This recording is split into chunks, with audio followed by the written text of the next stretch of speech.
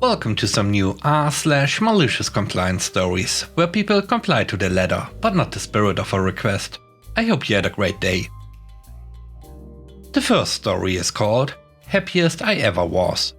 I work at an electrical manufacturing plant and we have to wear these windbreaker type jackets for what I thought was PPE, but it turns out it's just a uniform. Today I was running late and left my jacket at home. No big deal, I thought, they have extras I can use. I get to work to find out they are locked in HR's office.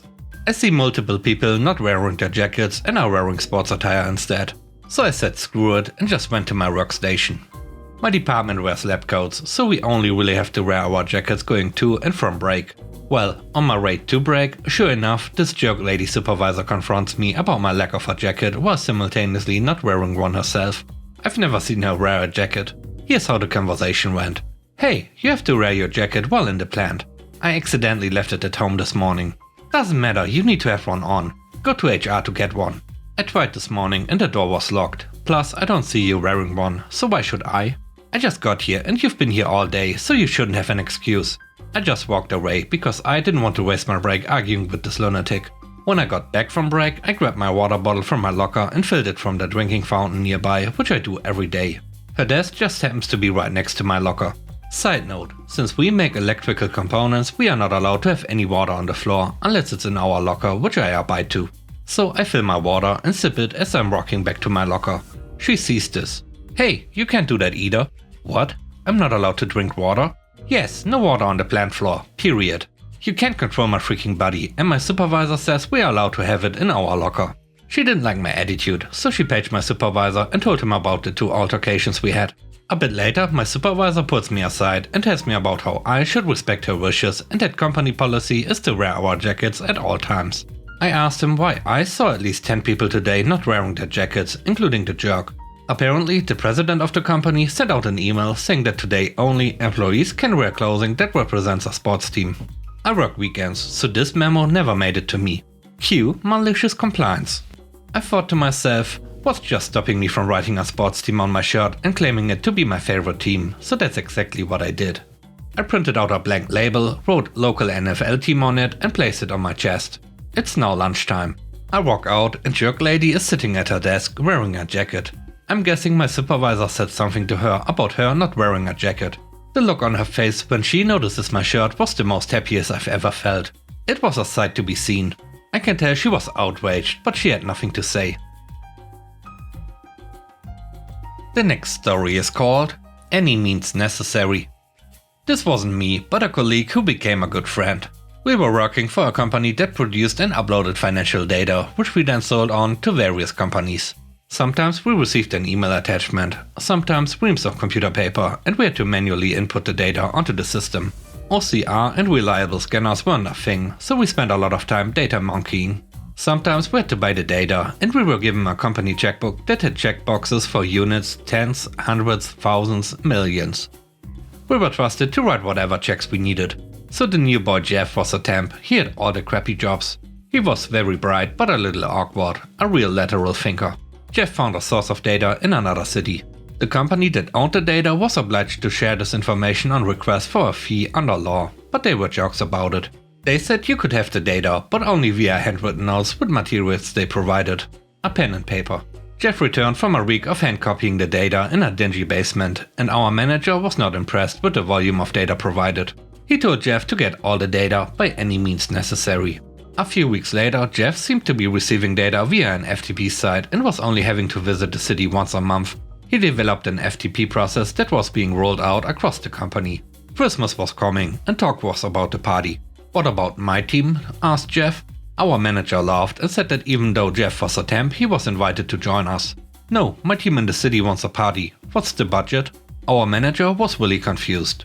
Jeff couldn't have a team. Jeff was a temp. I hired them via a recruitment agency. There's 4 of them. I was thinking pub lunch. It began to dawn on our manager that Jeff had used the checkbook to hire staff. The manager, not known for his calm temperament, was about to explode. By any means necessary, said Jeff, without a flicker of emotion. We backed him up. Jeff's team got their party, and as time went on, an office. He had also bought them laptops and internet dial-up at the team leader's house, which is where the FTP was coming from. The last story is called Only One Way to Get Rid of Her. Years ago, I used to work at a state government agency where my boss was a political appointee. Her mom was a bigwig in our governor's party who wrangled a political appointment for her daughter, which meant she had some clout behind her. Let's call her Shannon. Shannon was not good at her job. At all. She was frequently out of the office for meetings, 2-hour lunches, coffee with friends, a bit of shopping. She was also a bully and a tyrant. She bullied her staff and would hold the threat of firing over everyone's heads to get them to do what she wanted.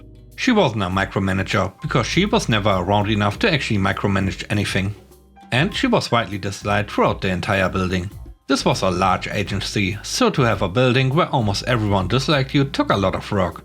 The problem is that, as a political appointee, she was untouchable. The people who had the power to fire her couldn't because of her family.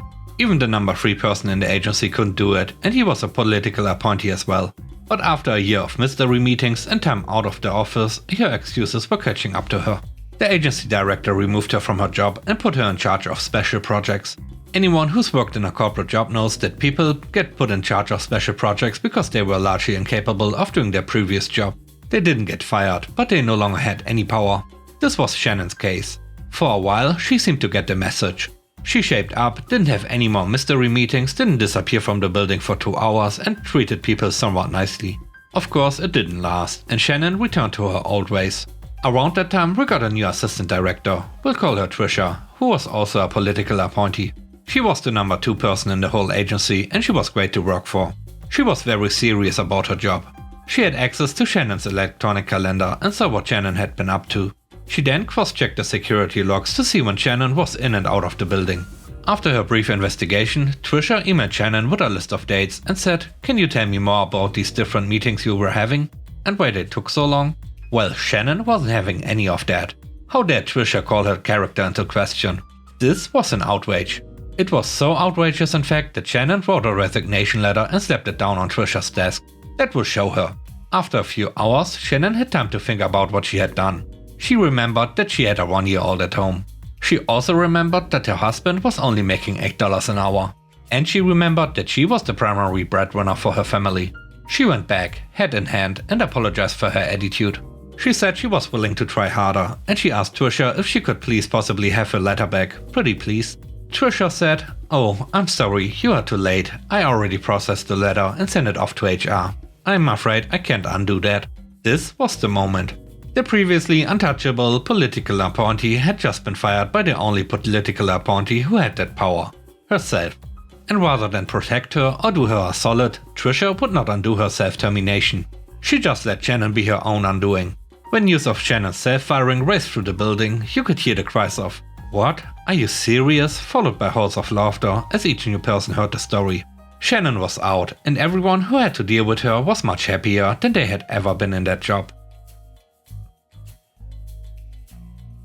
And with that, we end today's video. Let me know what you think about the stories. On a scale of 1 to 10, how would you rate the stories and today's video? I hope you enjoyed the video. If you did, please don't forget to subscribe and hit the like button. And I hope you have a great day. Stay safe. Bye bye.